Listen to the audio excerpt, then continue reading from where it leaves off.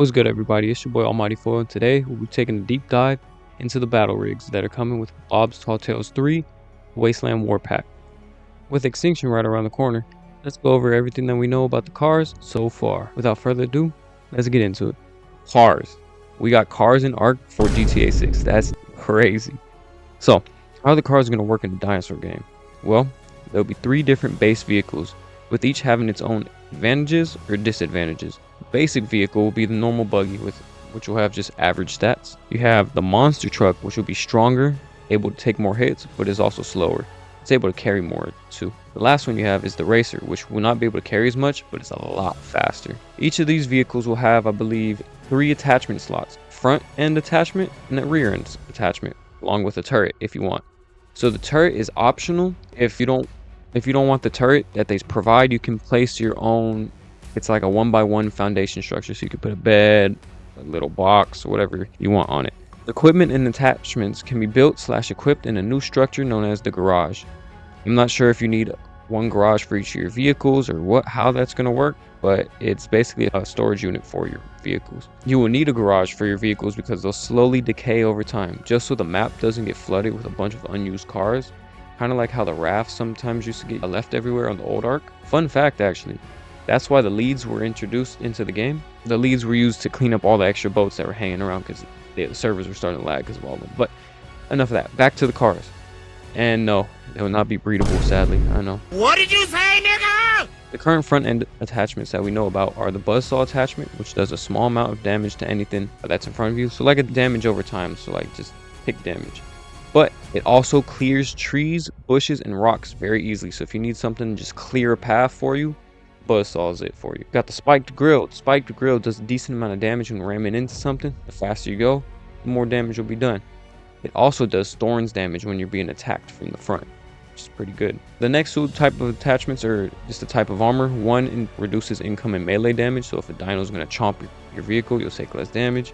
And the other reduces both range and explosive damage. So if you know you're going to a fight where they're going to try and snipe you, they're going to try and blow up your car, that's the attachment to have. The next one is the spring bumper, which is a very large bumper that reduces all incoming damage, but only from the front. It reduces the damage you take from ramming full speed into something too, and it also increases knockback done to creatures and sends them flying. So if you want to have some funny moments, send like a dodo flying off of a cliff, this is the one for you. The final front end attachment is for people who want to go fast and don't want to be stopped. If you run into a person or dino that is below a certain size, it will knock them to the side while not doing any damage to you. I think it's called the cattle catcher, something like that. You'll bounce off any rocks and just keep going. The front end attachments are more like passive abilities, while the rear end attachments are activatable. The 6 rear end attachments are the hook, which you can fire behind you and target a player, carcass, or unconscious dino and drag it along with you. They intended for it to be like a quality of life thing, but they did notice that there could be a lot of troll methods that can be used by this, but thankfully they said they'll be monitoring closely to see what people do with it, and if anything, they'll just have the hook cut after a few seconds. The next one is the afterburners attachment, which is basically like your NOS, which will give you a speed boost after clicked, but it'll have a cooldown. So if you want to do your racing like Fast and the Furious, this is the one to go for. It's going to be fun racing these cars all over the map. I can already see people building racetracks for it. It's going to be amazing. The next is called the jump jet, which will be an explosive boost, which will give you and your car a small jump to help navigate less flat maps, which honestly could be pretty useful. The next back attachment is the smoke screen attachment, which provides a smoke screen which will blind players and creatures behind you. Can also help dinos to unaggro you. There's the mine drop attachment, which will drop mines behind you and just blow things up that are following you. That one's going to be pretty fun to use. There's also another module that drops stuff behind you, the sludge dropper, which just slows anything down behind it. It's like being sapped up. If your car ever gets stuck or lost, you can use an option on your garage in the little menu to teleport it back to the garage. There's also 1 passenger seat.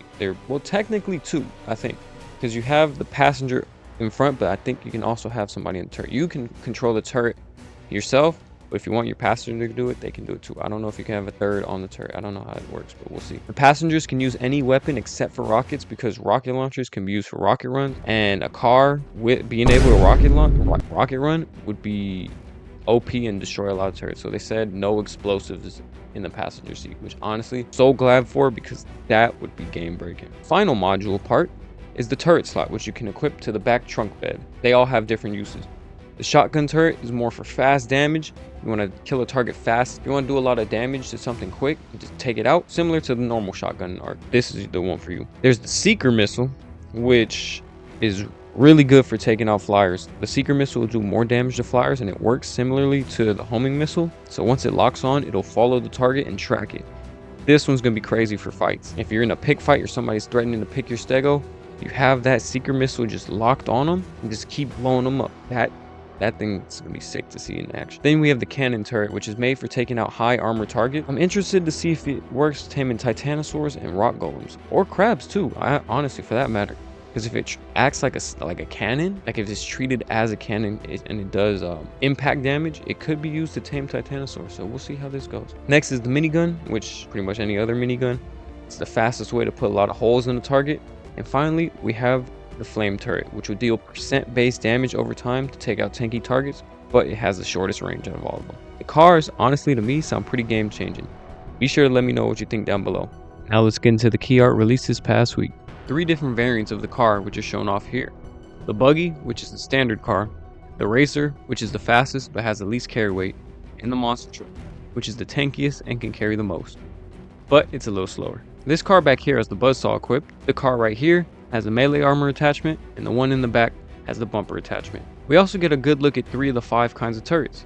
We have the minigun turret, the flamethrower turret, and the shotgun turret on both of these 2 in the back. These highly customizable cars will be very game changing, and may even create a new meta. Only time will tell. Just how game breaking do you think these cars will be? Will they be completely game changing, or will they be useless like the blimp? That's all for now, but please be sure to let me know in the comments if I've missed anything down below. This is Almighty Foil, signing off.